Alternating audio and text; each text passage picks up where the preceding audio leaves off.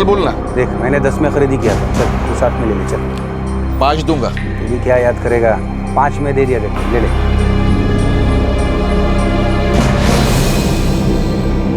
एक अच्छा सौदा, एक बढ़िया मोबाइल फोन। खरीदार ने इस मोबाइल फोन के कोई कागजात नहीं मांगे। बेचने वाले से ये बिल्कुल नहीं पूछा कि क्या ये मोबाइल फोन उसका है या किसी और का। एक बिना कागजात का सेकेंड हैंड मोबाइल फोन अगर किसी को 1/3 दाम पर मिल रहा है तो वो सौदा अपने आप में एक दस्तक है, एक वार्निंग है कि क्या ये मोबाइल फोन सही जगह से आया है या फिर जुर्म के दलदल से।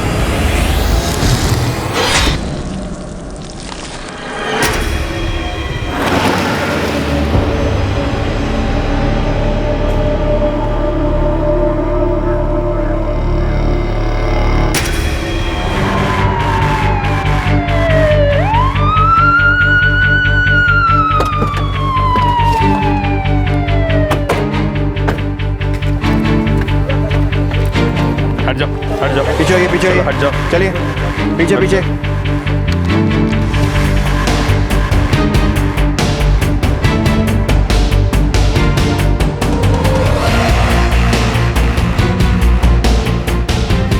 नहीं सर, बॉडी पर कुछ नहीं, पहचान का एक भी सुराग नहीं। ठीक है, एक काम करो, बॉडी पोस्टमार्टम के लिए भेज दो। सर तुम यहाँ वहाँ सर्च करना, सब जगह देखना।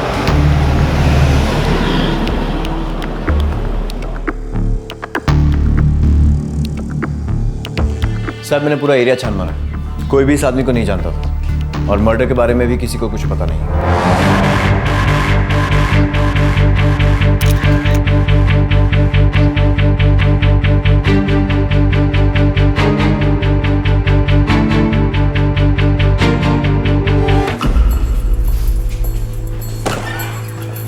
एफआईआर दर्ज कर दिया सर, लावारिस लाश। न्यूज़पेपर से कोई रिस्पॉन्स? नहीं साहब, कोई आगे नहीं आया। पूरे पर इस आदमी के पीछे कोई ना कोई तो होगा जरूर। खूनी ने सबूत मिटा दिए तो उसे ऐसे लग रहा है कि जुर्म खत्म हो गया। उसने अपनी दुश्मनी निकाल दी तो उसे ऐसे लग रहा है कि दुश्मनी खत्म हो गई।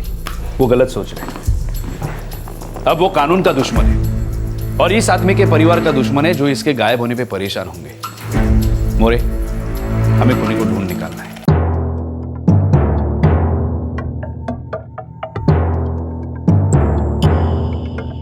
नहीं साहब, कुछ भी नहीं है। हत्या करने वालों ने पीड़ित की पहचान करवाने वाले हर सुराग को मिटाने की कोशिश की थी। उन्हें लगा था कि शक की सुई उन पर कभी नहीं घूमेगी, लेकिन एक छोटा सा दर्जी का लेबल रह गया था। पुलिस को अब इतना पता था कि पीड़ित की शर्ट पुणे के कोथरूड इलाके के किसी दर्जी से सिलवाई गई थी। कोथरूड सिर्फ महाराष्ट्र में ही नहीं बल्कि पूरे एशिया में फास्टेस्ट ग्रोइंग इंडस्ट्रियल और रेजिडेंशियल एरिया माना जाता है। इसकी आबादी लगभग 3 लाख की है। इस विशाल नगरी में एक छोटे से सुराग को लेकर पुलिस निकल पड़ी इस लावारिस लाश को एक नाम देने और इस जुर्म की कहानी को ढूंढने।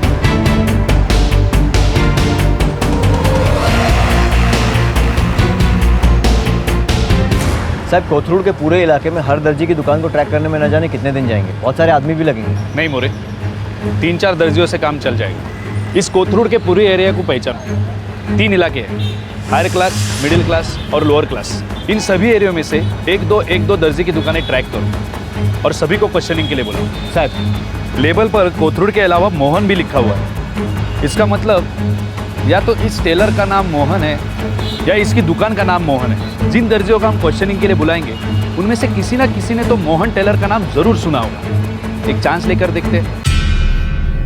ए लेबल तो बहुत सस्ता है साहब, कोई बड़ी दुकान नहीं होगी, शायद होगी भी नहीं, शायद कोई घर से काम करता रहेगा साहब।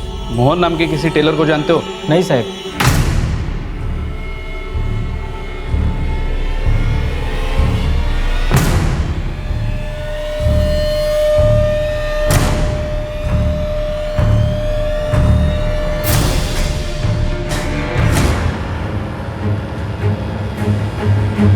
हाँ साहब, ये नाम मैंने सुना है कभी।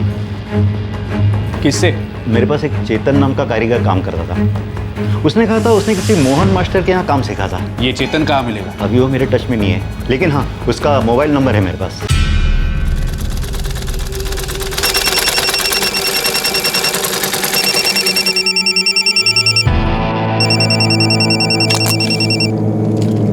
हाँ जी, हेलो चेतन, दिनेश बोलतोय। दिनेश दादा नमस्कार. खूप दिवसांनी आठवण काढली. अरे तू जरा सासवड पोलीस स्टेशन आ सकता है? पोलीस स्टेशन कशाला दादा? ये तो मोहन मास्टर का लेबल है. मोहन क्या? मोहन पिंगले. दुकान क्या है उसकी? वो घर से काम करता है.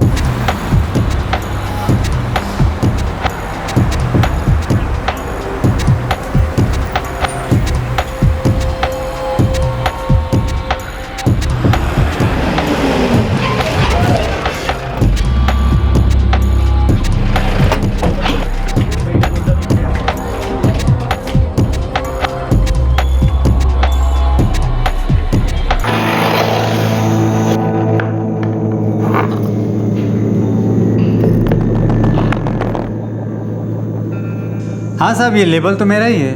मतलब जाहिर है कि ये शर्ट आपने सी है। हाँ साहब. हम सिर्फ इतना जानना चाहते हैं ये शर्ट है किसकी?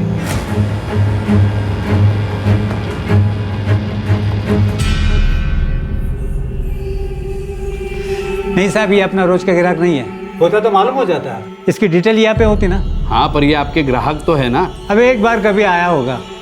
इतने साल से मैं काम कर रहा हूँ, 1000 आदमी आके चले गए, किस किस को याद रखूँ साहब? ये देखिए, ये स का निशान बनाया है। ये स क्या होता है?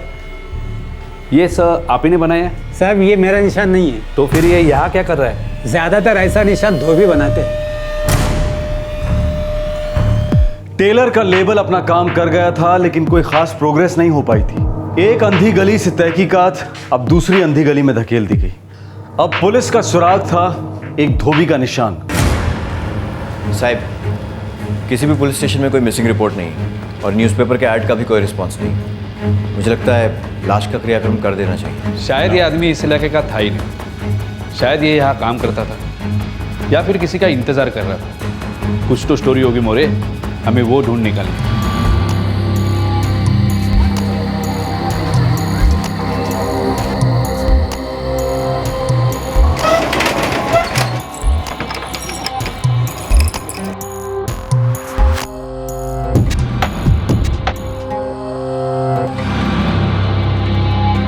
तुम्ही डायल केलेला नंबर सध्या स्विच ऑफ आहे.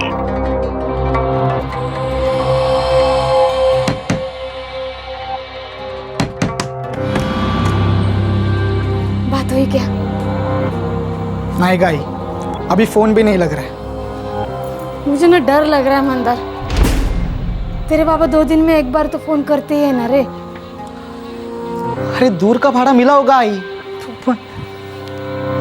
ऐक ऐक, कल पुन्हा जाके आना. ठीक आहे, जाऊन येतो.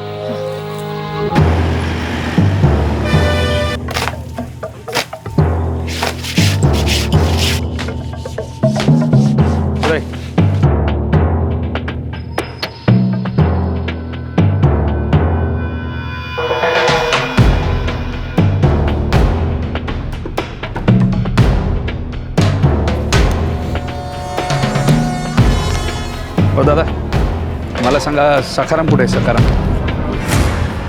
ते समोर आहेत. ते समोर.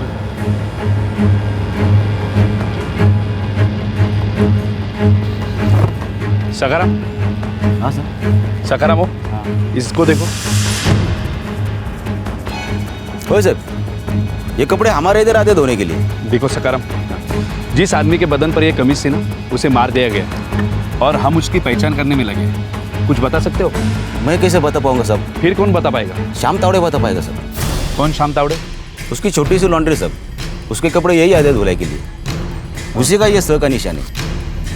अच्छा, ये स का निशान सिर्फ श्याम तावड़े बनाता है या और कोई बनाता है? नहीं साहब, ऐसे छोटे मोटे लॉन्ड्री वाले सब बनाते हैं, लेकिन ये स का निशान सिर्फ श्याम तावड़े ही बनाता है। ये मैं पहचानता हूँ सब। कहाँ है उसकी लॉन्ड्री? भांडारकर रोड पे सब।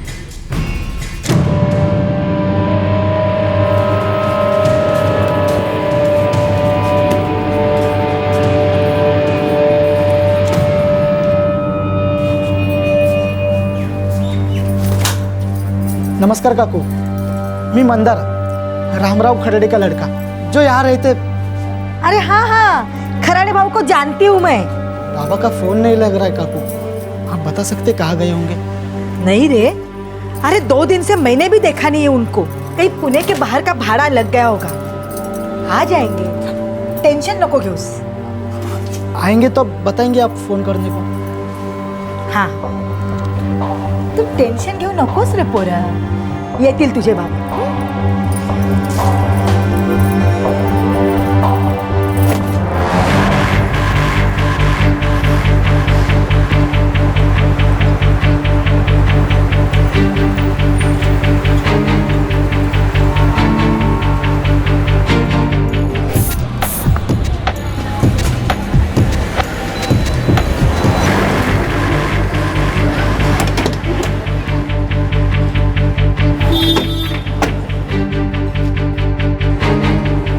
होय सर, ये निशान मेरा ही है। स से श्याम तावड़े, माहित सर। ग्राहक कौन है? रामराव खरडे, टैक्सी ड्राइवर है सर। होय साहब, यही खरडे भाऊ है। रहते कहाँ थे? पुंडलिकवाड़ी, कोथरूड के पास में है सर।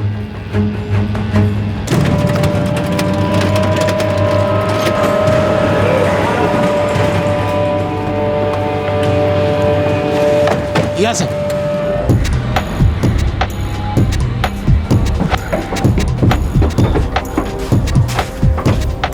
या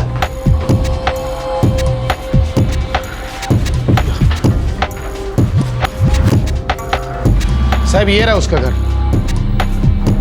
2 दिन से कपड़े भी नहीं आए साहब।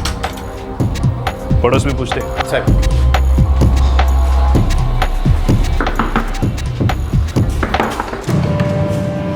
अपन? पुलिस, ये रामराव खरडे आपका पड़ोसी अकेला रहता है? हाँ, खोली भाड़े पे ले रखी है उन्होंने। बीवी बच्चे गांव में रहते हैं। लेकिन साहब, क्या बात है? गांव कहाँ है? वेल्हे गांव। कुछ गड़बड़ है क्या साहब? नहीं, सवेरे मंदार भी आया था, खरडे भाऊ का लड़का। अपने बाबा को ढूंढ रहा था, लई टेंशन में था साहब। बोल रहा था 2 दिन से उनके बाबा ने फोन नहीं किया घर में। मंदार का नंबर है आपके पास? हाँ है, लेकिन साहब बात क्या है?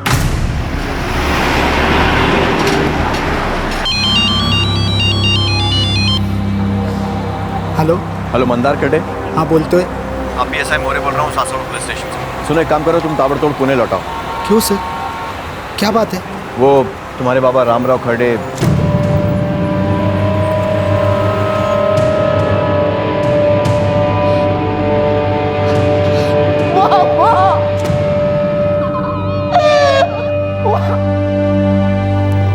बॉडी हमें कातरज हाईवे के पास मिली। 2 दिन से हम इतने परेशान थे, बाबा का फोन भी नहीं लग रहा था। आज सुबह ही मैं बाबा की खोली पर जाकर आया। तुम्हारे बाबा तुम्हें फोन कहाँ से करते थे? सेल फोन था उनके पास? था ना साहब, वो पुणे में प्राइवेट टैक्सी चलाते थे। कौन सी गाड़ी चलाते थे? टाटा इंडिका।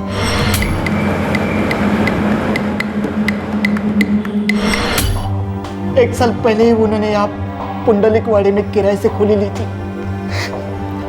वेले गांव से अप डाउन करना भारी पड़ता था उनको। घर कब आते थे बाबा? कभी शनिवार, कभी रविवार। अपने बाबा का नंबर ये यहाँ पर ले।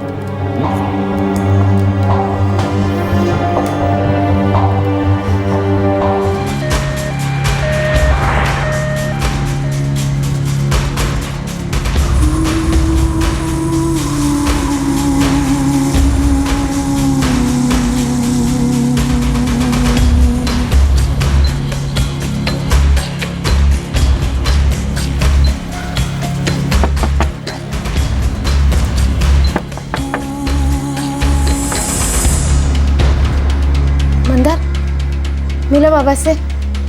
बात हुई उनसे? क्या हुआ? हाँ? चुप चुप क्यों है तू? क्या हुआ तेरे बाबा को? बीमार है क्या? कुछ तो बोल। हाँ? क्या हुआ?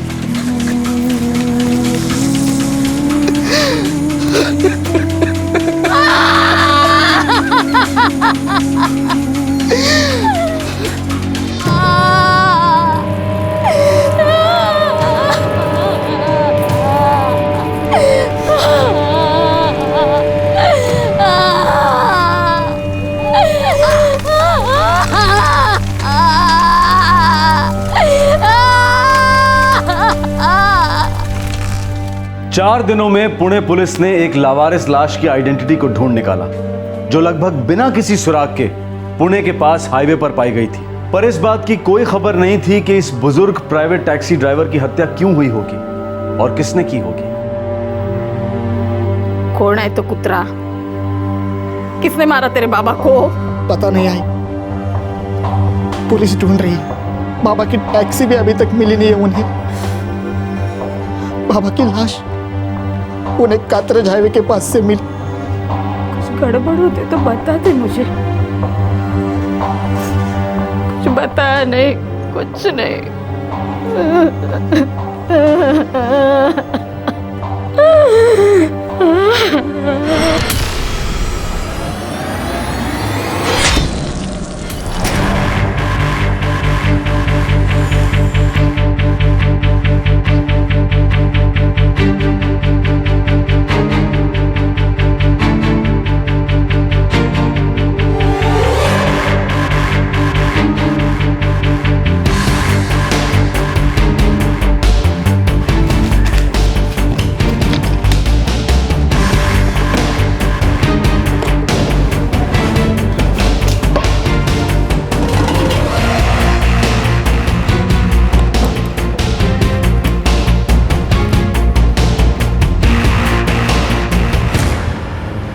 सर, गाड़ी के रजिस्ट्रेशन की फोटोकॉपी। मोरे, जिसने मर्डर किया है रामराव खरड़े की गाड़ी उसी के पास है, या फिर उसने भेज दी। एकदम सभ्य आदमी थे खरड़े भाऊ, बस अपने काम से काम रखते थे। एक भाड़ा छोड़ा, दूसरा पकड़ा। सवेरे जल्दी जाते थे और रात को देर से वापस आते थे। साहब, बिल्कुल देव मानुस था खरड़े। कभी भी चौली में किसी को कुछ भी काम की जरूरत पड़ती ना साहब, तो सबसे आगे आता था खरड़े भाऊ। कभी किसी से कोई लड़ाई झगड़ा नहीं करता, कोई मशमश नहीं किसी से भी। देखो, बहुत बुरी तरह से मारा गया है तुम्हारे खरड़े भाऊ को। आखिरी बार कौन मिला था उनसे? हाँ साहब, 24 मई की शाम को मैंने उन्हें देखा था। कुछ बात हुई? कुछ बताया कहाँ जा रहे? बात तो नहीं हुई साहब, लेकिन साहब वो अकेले नहीं थे, उनके साथ में कोई तो था।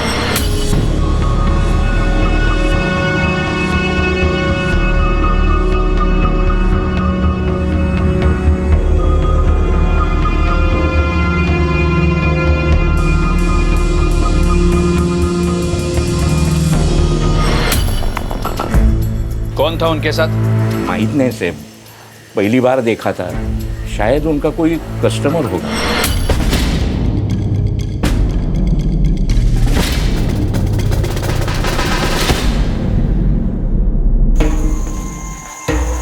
कुठे चाललायस तू? काम पे। और मुझे कभी बताओगे क्या काम करते हो? मैं तेरे को कभी पूछता हूँ क्या एक एक पैसे का हिसाब? हाँ, मैंने क्या आखिरी तारीख में तेरे हाथ में पैसे रख देता हूँ ना? नागेश, काफी नहीं है। मैं जानना ही चाहती हूँ तुम ऐसा क्या काम करते हो पुणे में जो पिछले 8 साल से तुम टाल रहे हो। मेरी वो हमेशा की सीढ़ी चालू मत कर, समझी ना? तुझे विश्वास नहीं होता तो मैं क्या करूँ? कई बार बोला तुझे, पूना में एस्टेट एजेंसी का काम करता हूँ मैं।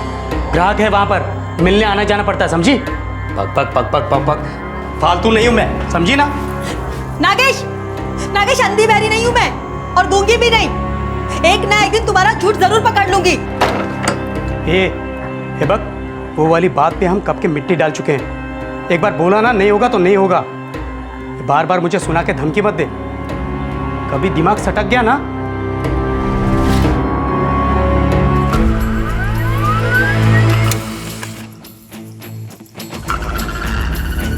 साहब रामराव खर्डे के फ़ोन रिकॉर्ड्स में आखिरी के कुछ इनकमिंग पब्लिक टेलीफोन के हैं। और आउटगोइंग? खर्डे ने ज़्यादातर कॉल घर पे ही किए थे और एक दो उसके रेगुलर कस्टमर्स के। पब्लिक फ़ोन से कॉल खूनी ने किए होंगे जानबूझकर, ताकि उसका सेल ट्रैक डाउन ना हो। पर साहब एक बात खटकती है, ये रामराव खर्डे का सेलफोन क्यों नहीं मिला?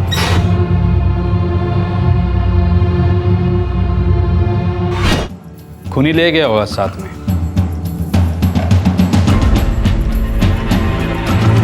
अपने पास रखा होगा या फिर बेचा होगा या फिर तोड़ फोड़ कर फेंक दिया होगा। फिर भी सर एक चांस है कि वो सेलफोन दोबारा यूज़ किया जाए। एक काम करो, रामराव खर्डे के फ़ोन के डिटेल्स निकालो और फ़ोन ट्रैकिंग पे डाल दो। साहब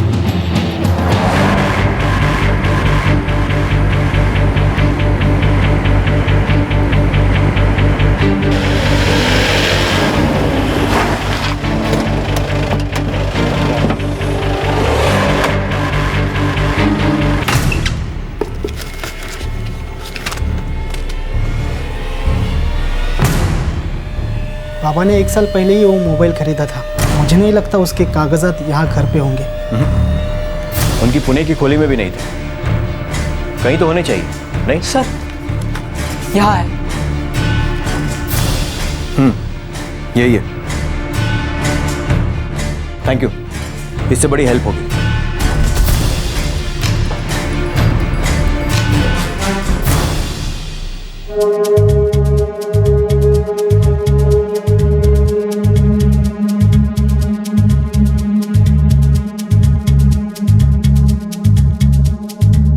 रामराव खर्डे के सेलफोन डिटेल्स 6 सर्विस प्रोवाइडर्स को दिए गए, इस उम्मीद के साथ कि अगर उस मोबाइल फोन में कोई नया सिम कार्ड यूज होता है तो उसे तुरंत ट्रैक डाउन किया जा सके और शायद उस मोबाइल फोन का नया मालिक पुलिस को रामराव खर्डे के हत्यारे तक ले जा सके।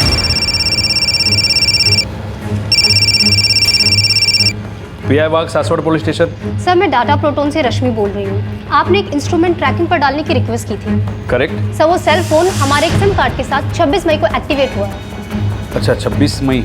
Yes sir. और बता सकते हैं ये इंस्ट्रूमेंट कहाँ ट्रैक हुआ है, किसके पास है? श्योर सर, ये सोलापुर में सुरेश मापसेकर के पास है। Thank you very much. 26 मई को फ़ोन एक्टिवेट हुआ था सर, और हमें रामराव की बॉडी 25 मई को मिली थी। सुरेश मापसेकर, सोलापुर। फ़ोन मत करना, सीधे घसीट लेना। सर शोलापुर का सुरेश मापसेकर नाम सुना है कभी?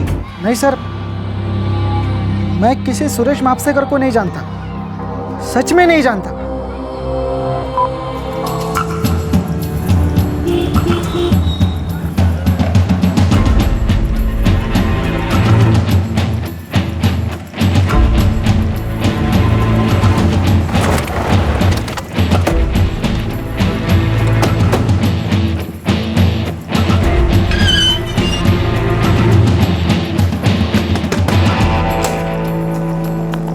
सुरेश मापसेकर? मैं हूँ साहब। तुम्हारा मोबाइल फोन कहाँ है? क्यों साहब?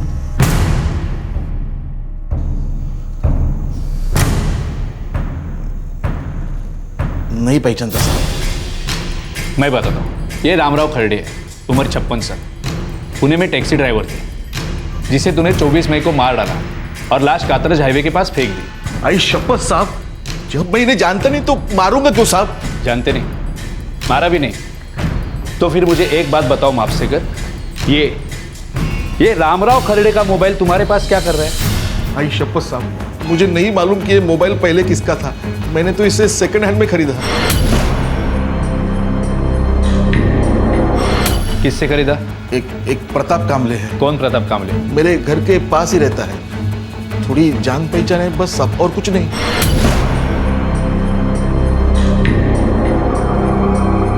फाइनल बोलना। ये देख, मैंने 10 में खरीदी किया था, तू ले ले, चल 7 में ले ले। 5 दूंगा। तू भी क्या याद करेगा, चल 5 में दे दिया तेरे को। प्रताप को ये मोबाइल कहाँ से मिला मुझे नहीं मालूम साहब, मुझे अच्छे रेट में मिला, मैंने ले लिया। ये प्रताप कामले के यहाँ आने तक तुम यहाँ से नहीं जाओगे।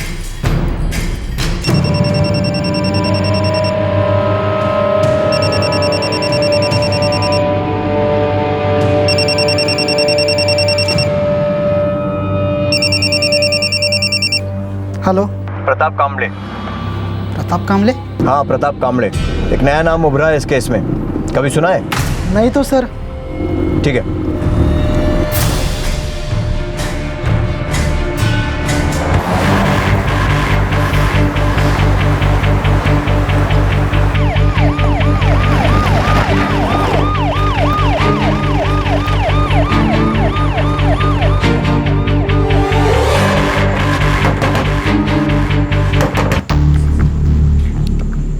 प्रताप कामले। आओ पुलिस। प्रताप कामले, रुक! अबे रुक! रुक!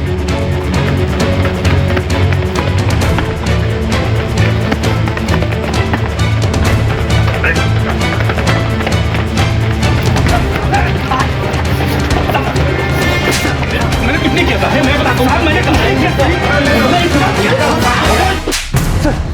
साहब मैंने कुछ नहीं किया साहब। मेरा यकीन कुछ नहीं किया साहब, कसम से मैंने कुछ नहीं किया साहब। कुछ नहीं किया साहब। रामराव खरड़े के साथ मेरा कोई दुश्मनी नहीं था, कसम से साहब नहीं था। मैं तो बस वही करता गया जो मेरे को बोला गया था साहब।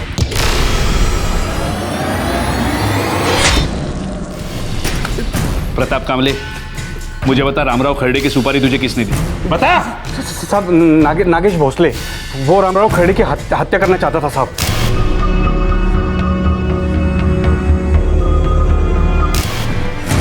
कौन नागेश भोसले? साहब वो भी सोलापुर में रहता है, वो काम पुणे में करता है। क्या काम करता है? वो क्या काम करता है? सब वो सब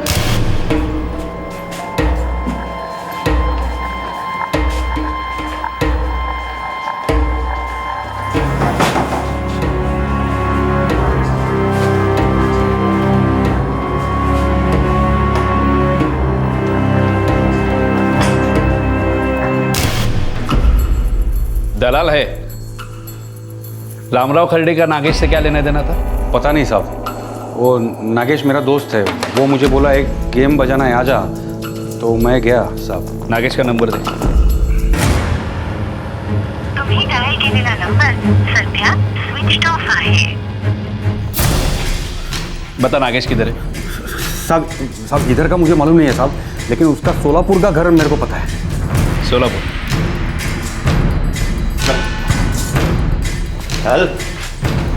अहो साहब, इस मर्डर से मेरा कोई वास्ता नहीं है।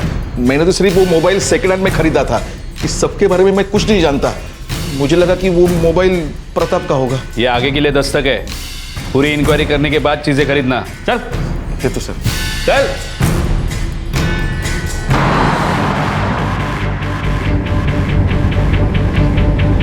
नागेश भोसले, हाँ ये भी शोलापुर से है। नहीं सर, मैंने ये नाम पहले कभी नहीं सुना।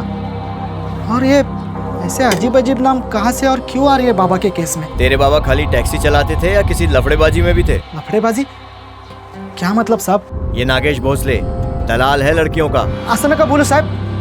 मेरे पिताजी बहुत भले इंसान थे, वो ऐसे किसी काम में शामिल नहीं हो सकते।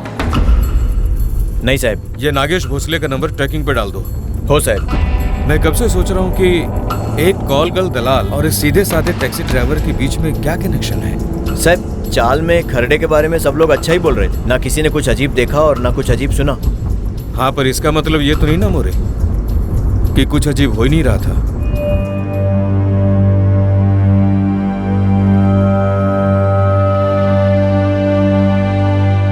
मंदर, तुम्हारे बाबा नहीं वो ऐसा कुछ करते थे क्या जो मुझे नहीं पता? मला नहीं माहिती। मेरा मतलब था तुम बाबा के बारे में ऐसा कुछ जानते हो क्या जो मैं नहीं जानती? बोला नहीं माहित मला, मैं कुछ नहीं जानता।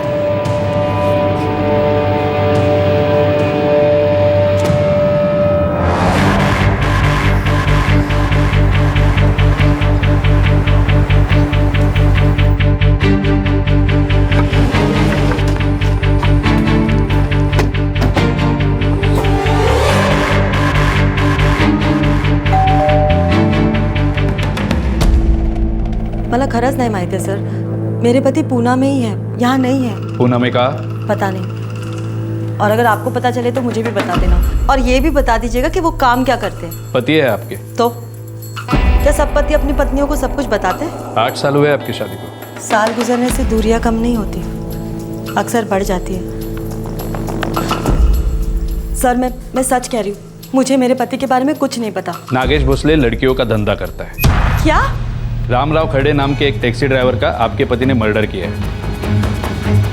आप जानती हैं रामराव खड़े को? मैं रामराव खड़े को नहीं जानती, मैं कुछ नहीं जानती इंस्पेक्टर।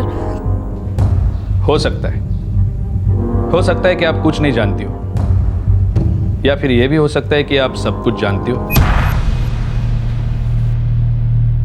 साहब औरत झूठ बोल रही है, कुछ छुपा रही है, साफ नजर आ रहा था उसके चेहरे से।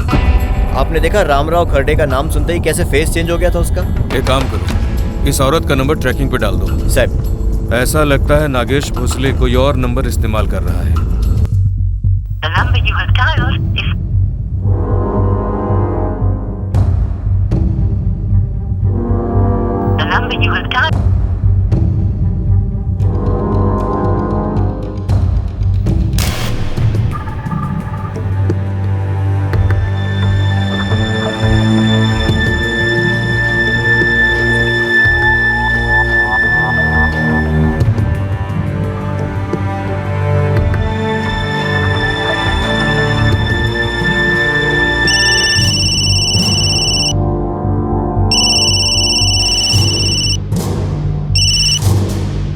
हेलो, रामराव खड़े? हाँ बोलते हैं, अपन कौन? मैं सोलापुर से बोल रही हूँ, नागेश भोसले के घर से। हाँ बोलिए। आपसे मिलना था, कुछ अर्जेंट है। क्यों, क्या बात है?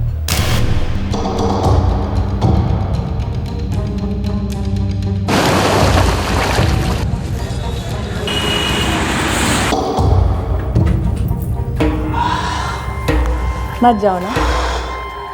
धंधे का टाइम है, क्लाइंट लोग के फ़ोन पे फ़ोन आ रहे हैं, नया दिखाओ नया दिखाओ। ये सारे मर्दों को बस एक ही चीज़ के बारे में इंटरेस्ट रहता है, नहीं? अरे वो लोग ऐसा सोचते हैं, इसी के लिए तो अपना धंधा चलता है।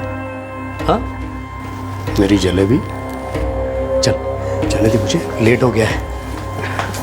मैं भी साथ चलूं? हाँ मैं भी साथ चलूं? तू क्या करेगी आके? एक तो धंधे की लगी पड़ी है और ऊपर से तेरा टेंशन। चल बैठी रहे चुपचाप, फोन पे टच पे रहना। नहीं मालूम साहब, नहीं मालूम। दिमाग पर जोर दे प्रताप, वरना हम कहीं और जोर लगाएंगे। खरंच हो, नहीं मालूम। वो नागेश पूना और मुंबई दोनों जगह काम करता है, लेकिन अभी इस वक्त वो कहाँ है मुझे नहीं मालूम साहब। रामराव खड़े की प्राइवेट टैक्सी थी, वो कहाँ है? नागेश ने राजू को बोला था कार ठिकाने लगाने को। राजू? वो पूना का ही है, भवानीपेट में रहता है।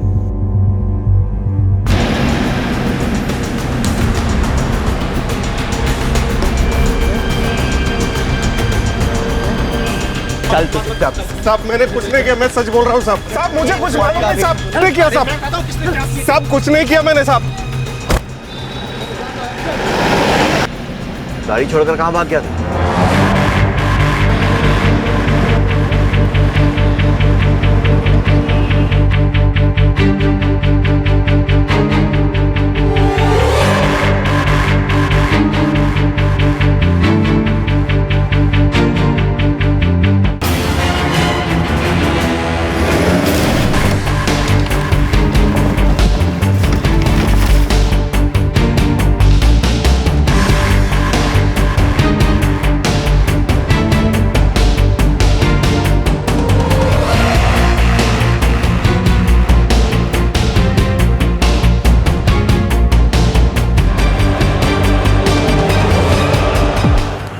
रामराव खरड़े की हत्या में शामिल 2 लोगों को पुणे पुलिस ने पकड़ लिया।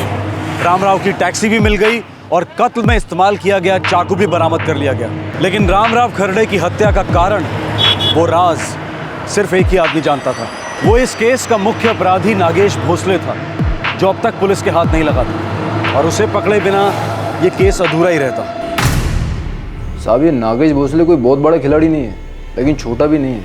8-10 लड़कियां तो उसके साथ रहती ही रहती है, मुंबई पूना दोनों शहरों में। कहाँ मिलेगा कहाँ नागेश? ये पूना में तो पक्का नहीं है साहब अभी। फिर पूना में होता है तो कहाँ होता है? पूना में वो होटल है ना साहब, गुनगुन, उसमें रूम फिक्स रहता है उसका। वो फर्ग्यूसन रोड वाला? हाँ साहब, सप्लाई पे वही से होती है। छोटे बड़े सब व्यापारी आते हैं वहाँ 1-2 रात के लिए। साहब वो नागेश और उसकी लड़कियाँ मस्त नोट छाप रेला है, एक नंबर।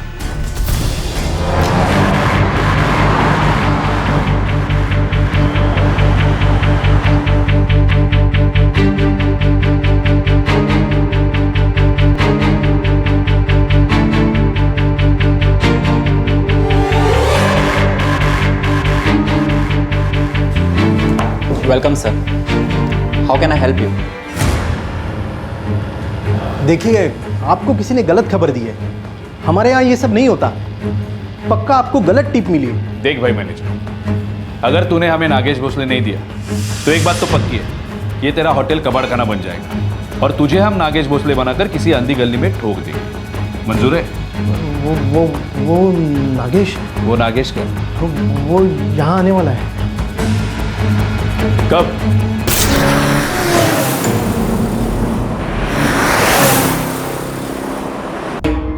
मुंबई से पुणे रिटर्न 5 घंटे, उसका अलग चार्ज करूंगी। जानता हूँ। और हाँ, तेरे को मेरा फुल नाइट रेट पता है ना? और अगर उसने कोई भी नाटक किया ना, ये कर वो कर, तो हर आइटम नंबर का अलग से चार्ज करूंगी, समझा ना? तू मुझे समझाएगी क्या? हाँ? पहली बार सौदा कर रहा हूँ क्या तेरा? अपना मुंह बंद रख, समझी? और जहाँ जरूरत है ना, वहीं खोल। साली मुझे समझा रही है।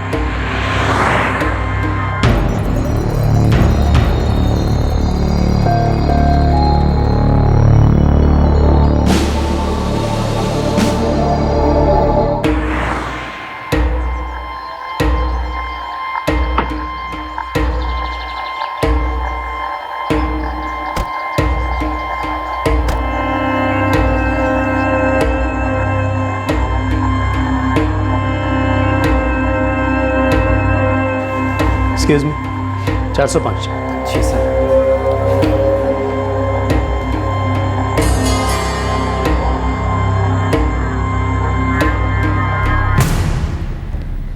नागेश भोसले। आप कौन? अरे साहब, आप क्या बात कर रहे हैं? मेरे कुछ समझ में नहीं आ रहा। मैं इनमें से किसी को नहीं जानता।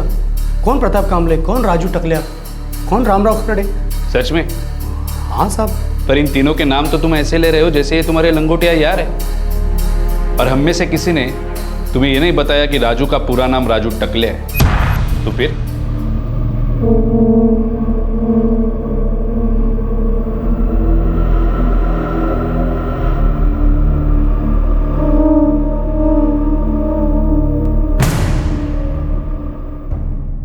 रेडी है तो बोल, या और जिलेबियाँ खाएगा? नहीं साहब, वो रामराव कर ले आगे। वो मेरी लाइफ की वाट लगा रहा था। कनेक्शन क्या था तुम दोनों के बीच? हा? वो रात मैं आपकी लाइफ नहीं भूलूंगा साहब।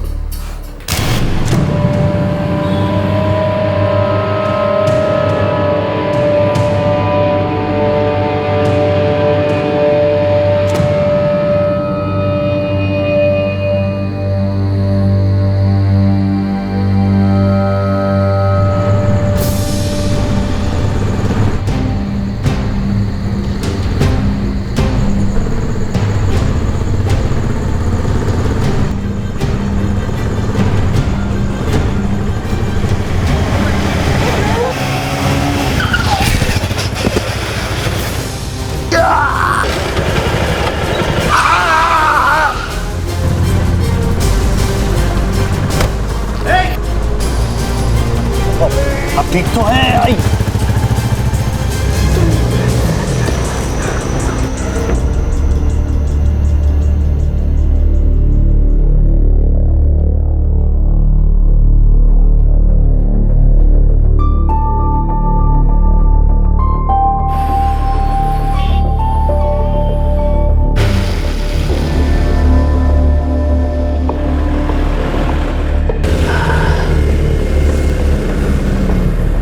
हाँ बस बस बस यहीं रहता हूँ मैं। कितना हुआ? नहीं साहब। अरे नहीं क्या, वैसे भी मुझे टैक्सी की जरूरत पड़ने वाली थी, किराया समझ के रख लो। वैसे भी ये टैक्सी प्राइवेट टैक्सी है सर। तो क्या फर्क पड़ता है, चलो रखो चुपचाप। आप संभालिए। हाँ हाँ डोंट वरी। हाथ संभालिए, मैं आपको घर तक छोड़ दूं। अरे नहीं नहीं, आपने इधर तक मदद की यार, यही काफी है। आपको एक विनती है साहब, ये पैसे रख लीजिए। अरे मैं मदद करने में विश्वास रखता हूँ, मदद के पैसे नहीं लेता साहब। आप भले आदमी लगते हैं यार। पता नहीं साहब, अपना काम कर लेता हूँ बस सर। मेरे लिए काम करोगे? मुंबई पुणे में डेली अप डाउन करता हूँ, महीने में 4-5 बार हो जाता है। अब फिक्स दूंगा, लेकिन ज़रूर करूँगा साहब, मेरा काम ही टैक्सी चलाना है।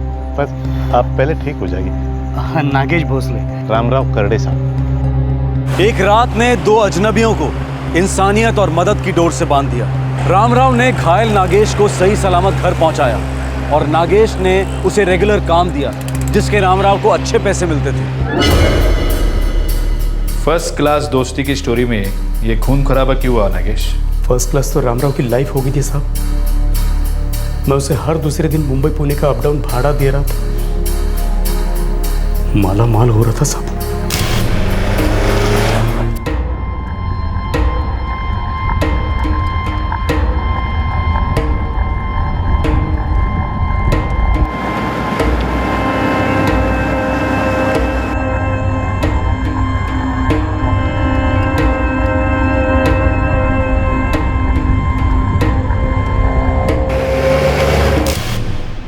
तो हुआ क्या?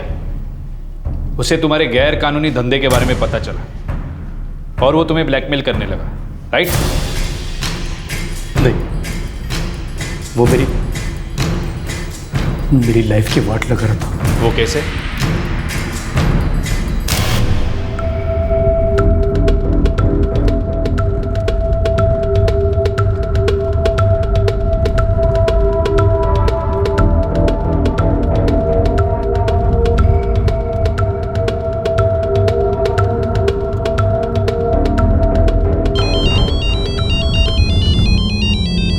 एक मिनट। हेलो, कुठे आहेस तू? मुंबई में हूँ, काम पर। थोड़ी देर में करूँ? 2 हफ्ते से मुंह नहीं दिखाया, जब भी फोन करती हूँ फोन स्विच ऑफ आता है। ऐसा क्या काम कर रहे हो मुंबई में? लौट के बताता हूँ, आज रात की ट्रेन है। नहीं, मुझे अभी बताओ, ऐसा क्या काम कर रहे हो मुंबई में, वो भी पूरे 2 हफ्ते से? अरे मैं काम के बीच में हूँ। किस काम के बीच में हो? बोला ना, आके बताता हूँ। अच्छा, मतलब तब तक कोई और झूठ सोच लोगे, है ना? रामराव, पुणे। हाँ साहब। मैं भी पुणे चलूंगी। चलो। कौन सा वाला अच्छा है?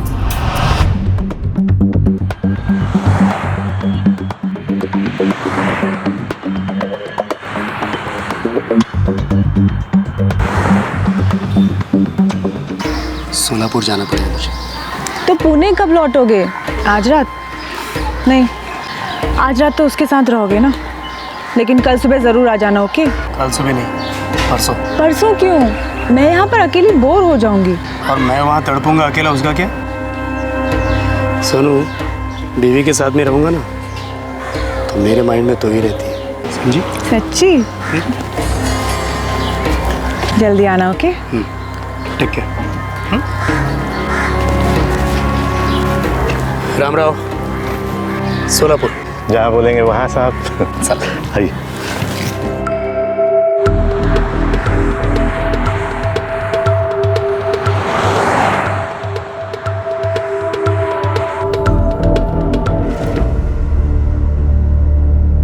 ओके रामराव, चला।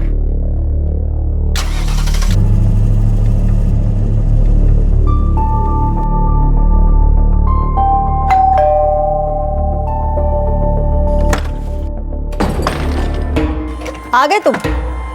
कुछ और दिन बाद आते, ताकि बच्चे भी पूछते, आई ये आदमी कौन है? फिर तेरी सीढ़ी शुरू हो गई। हाँ, पानी तो पूछ लिया होता। तुम्हारी पत्नी मीना को तुम्हारी मुंबई की दोस्त सुनीता के बारे में पता चला? जी, पता चला। नागेश, कौन है ये सुनीता? मैं तुमसे पूछ रही हूँ, कौन है सुनीता? मैं किसी सुनीता विनीता को नहीं जानता। तुम सुनीता विनीता को नहीं जानते? नागेश, तुम झूठ बोलना नहीं जानते, पकड़े गए हो तुम। यही रुको तुम।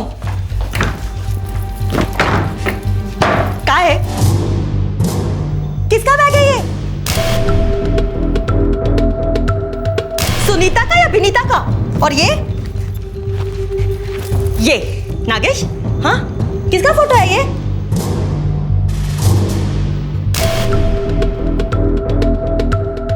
क्या कर रहे थे तुम लोग? फोटो खेल रहे थे? नागेश, उस लड़की ने 27 कॉल किए तुम्हारे फोन पर, शायद डर के कि कहीं ये बैग उस गाड़ी से मेरे हाथ में ना लग जाए। लेकिन देखो, ये बैग तो मेरे हाथ में लग गया नागेश। तुम्हारी रखेल का बैग मेरे हाथ में लग गया। बैग तुम्हारे पास कैसे आया? क्या फर्क पड़ता है? देखो मीना, बैठ के बात करते हैं। अब बात सिर्फ हमारे वकील करेंगे नागेश, और ये डिवोर्स तुम्हें इतना भारी पड़ेगा कि जिंदगी भर याद रखोगे तुम। बड़े बाप की इकलौती औलाद है मेरी पत्नी मीना, और उसे पता चल गया था कि मेरा अफेयर चल रहा है। मतलब मेरी तो बैंड बजने वाली थी, काफ़ी ज़्यादा थी उसकी प्रॉपर्टी, ये वो सब हाथ से चला जाता सब। मीनू, चाहिए तो तुम थप्पड़ मार, लातों से मार, हाथों से मार, कुछ भी कर, लेकिन मीनू, ये नो डिवोर्स। मैं जानता हूँ ये मेरी सबसे बड़ी गलती है, लेकिन एक बार माफ कर दे। डिवोर्स नहीं, अगर अपने बच्चों की खातिर का, अपना मिला जुला खून, अपने प्यार की निशानी मीनू, उनकी कसम तुझे एक बार माफ कर दे। और देख, मैं तुझे इतना प्यार करूंगा कि तू खुद अपने मुंह से बोलेगी कि बस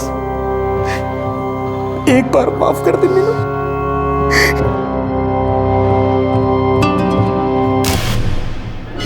मीना के पैरों पे गिड़गिड़ाकर मैंने अपनी शादी टूटने से बचाए थे सब, लेकिन ये खतरा हमेशा रहता था कि वो मुझे छोड़ के चली जाएगी।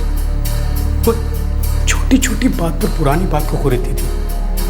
मतलब मान लो कि एक तरीके से मेरा ब्लैकमेल चल रहा था। रामराव खरड़े को इस सब के बारे में मालूम था? बिल्कुल मालूम था साहब, उसी की वजह से तो मुझे अपनी बीवी के सामने रेंगना पड़ा था। चुगलीखोर कहीं का। तुम्हारे कहने का मतलब ये है कि रामराव खरड़े ने तुम्हारी पत्नी मीना को तुम्हारे अफेयर के बारे में बताया? और कोई हो ही नहीं सकता साहब, वही होगा।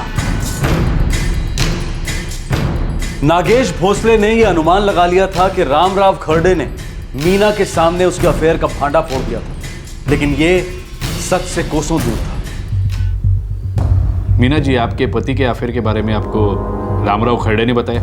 बिल्कुल नहीं, वो तो सुनीता को ही नागेश की पत्नी मानते थे, वो मुझे जानते तक नहीं थे। वो बस एक बार सुनीता का बैग लौटाने घर आए थे। ओके रामराव, चला।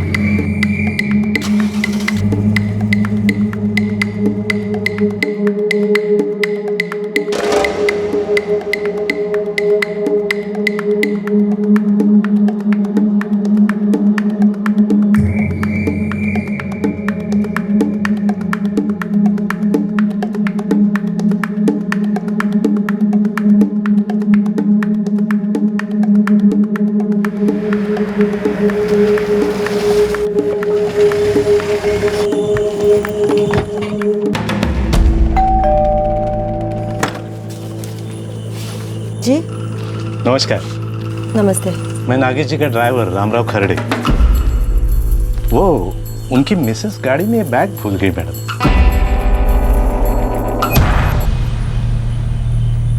आप नागेश जी की मिसेस को जानते? हाँ, यहाँ आने से पहले मैंने उन्हें पुणे छोड़ा था।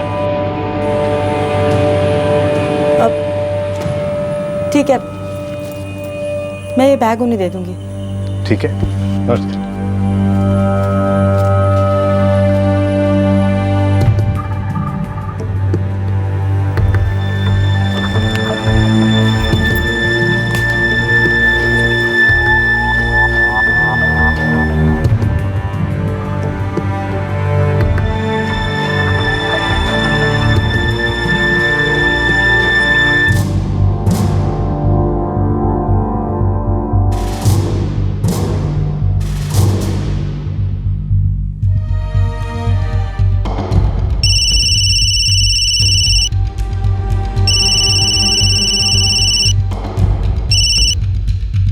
हेलो, रामराव खरड़े?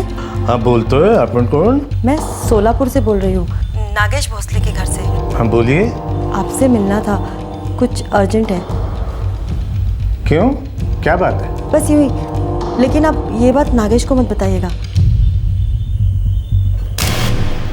मैं मैंने रामराव को फ़ोन किया था इस सुनीता के बारे में जानकारी निकालने के लिए। ये सब आप मुझे क्यों पूछ रही है मैम साहब? बस यूं ही जानना था।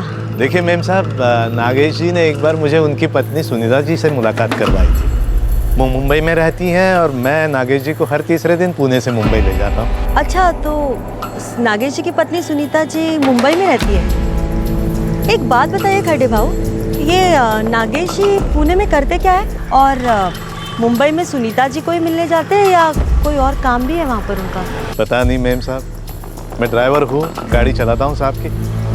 लेकिन आप बताती क्यों नहीं है कि आप उनकी कौन लगती है और ये सब मुझे क्यों पूछ रही है? मैं उनकी एक रिश्तेदार हूँ और ये सब नागेश को बताने की ज़रूरत नहीं है, ठीक है? क्या मैम साहब? यही कि आप बैग लौटाने आए थे और मैं आपसे मिली, सुनीता के बारे में पूछा, बस यही सब, ठीक है?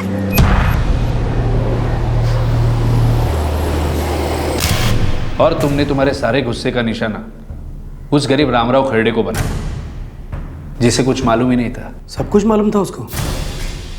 आग लगा दी थी उसने मेरे लाइफ में।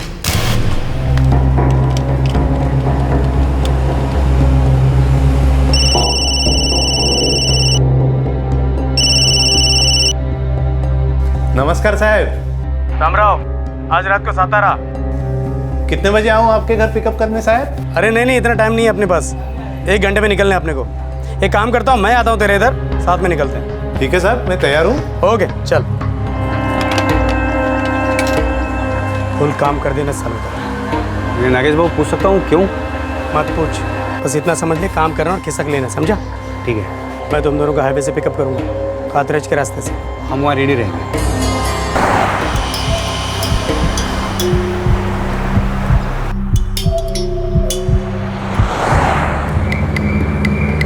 क्या बात है साहब, आज कुछ मूड नहीं लग रहा आपका? अरे नहीं,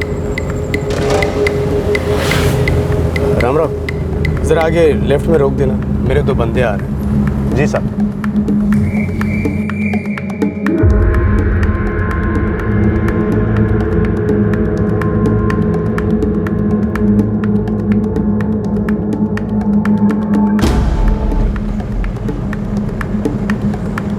रामराव, थोड़ा गाड़ी रोकते हैं आगे, वो सुसु के लिए। हाँ सर।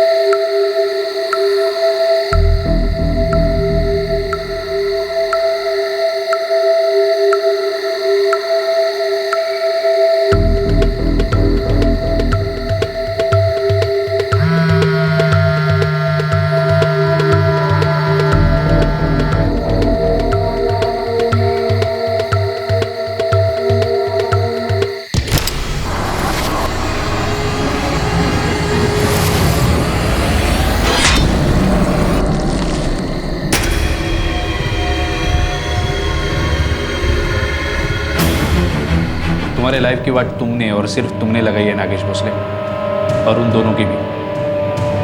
रामराव खरड़े का तुम्हारे लाइफ से कोई लेना देना नहीं था। उसने सिर्फ एक बार तुम्हारी जान बचाई थी और उसे यही इनाम मिला। चल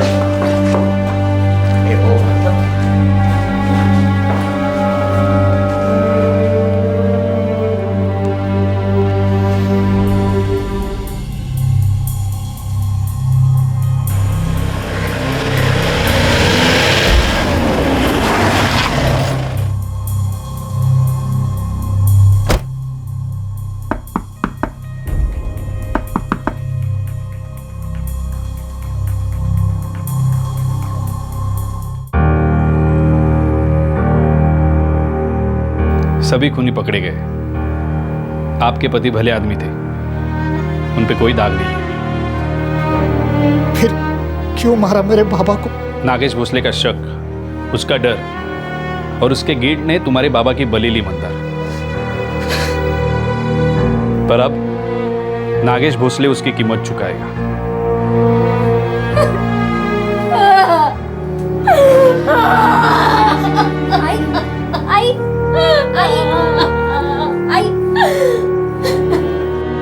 रामराव खरडे को इस बात की भनक तक नहीं थी कि जिस महिला से नागेश मुंबई में मिलता था वो उसकी पत्नी नहीं है। एक अच्छे और सच्चे ड्राइवर की तरह वो अपनी मेम साहब का बैग नागेश को लौटाने गया, उसी बड़े दिल के साथ जैसे उसने नागेश की पहली बार मदद की थी जब नागेश एक्सीडेंट के बाद घायल हुआ था। नागेश भोसले ने इस भले आदमी को सिर्फ इसलिए मार दिया क्योंकि उसे डर था कि उसकी सारी पोल खुल जाएगी, उसकी असलियत सबके सामने आ जाएगी। अपने अंदर के डर और गिल्ट का गला घोटने की बजाय नागेश ने बेकसूर रामराव का गला काट दिया। नागेश भोसले, प्रताप कामले और राजू पर आईपीसी की धारा 302 फॉर मर्डर और धारा 201 कॉजिंग डिस्ट्रक्शन ऑफ एविडेंस के तहत मुकदमे चले। राजू इस वक्त 3 साल की सजा काट रहा है और नागेश और प्रताप को उम्र कैद हुई है। एक दर्जी का लेबल और धोबी का बनाया निशान एक लावारिस लाश को पहचानने में महत्वपूर्ण साबित हुए। और फिर पीड़ित का मोबाइल फोन जो सेकेंड हैंड बेचा गया था वो इस इन्वेस्टिगेशन में स्टार साबित हुआ। और फिर जल्दी ही पुलिस ने सभी गुनहगारों को पकड़ लिया। ये केस एक क्लासिक उदाहरण है इस कहावत का कि क्राइम नेवर पेज। जुर्म हमेशा सुराग छोड़ ही जाता है, इंसाफ के दरवाजे पर दस्तक दे ही देता है। जुर्म कभी छुप नहीं सकता। किसी की जान लेने से आज तक किसी की जिंदगी बनी नहीं है। इस तरह के और भी एपिसोड देखने के लिए हमारे चैनल को सब्सक्राइब करें और बेल आइकन दबाना ना भूलें।